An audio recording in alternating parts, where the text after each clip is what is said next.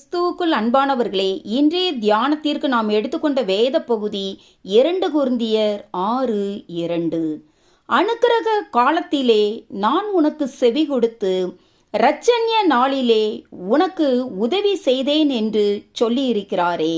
இதோ இப்பொழுதே அனுக்கிரக காலம், இப்பொழுதே இரட்சண்ய நாள். நாம் தேவ கிருபையை பெற்றுக்கொள்வதற்கு இதுவே ஏற்ற வேளை என்று பவுல் சொல்லுகிறார்.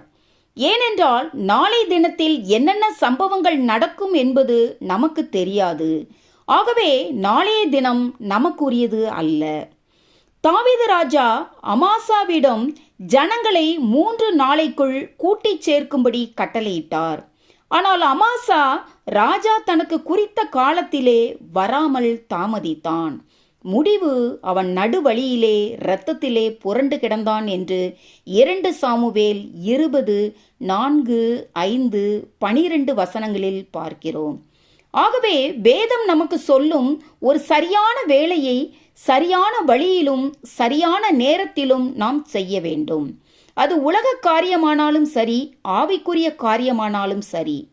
இன்றைக்கு அநேகர் தங்கள் ஜீவியத்தை கிறிஸ்துவுக்கு அர்ப்பணித்தல், தண்ணீர் ஞானஸ்தானம் பெற்றுக்கொள்ளுதல், தேவனுக்கு ஊழியம் செய்தல் போன்ற ஆவிக்குரிய காரியங்களை சரியான வழியிலும் சரியான நேரத்திலும் செய்யாமல் காலத்தை தள்ளி போட்டு எங்களுக்கு வசதியான வேலை வரும்போது அதை செய்வோம் என்று தாமதத்தின் ஆவிக்கு இணங்கி விடுவதை நாம் பார்க்கிறோம்.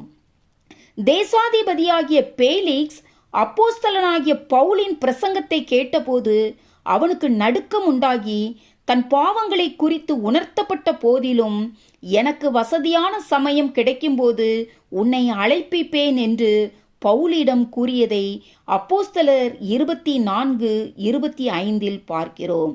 ஆனால் பேலிக்ஸ் தாமதத்தின் ஆவிக்கு இடம் கொடுத்ததால் அவனுக்கு அந்த வசதியான சமயம் ஒருபோதும் வரவே இல்லை என்றே பார்க்கிறோம்.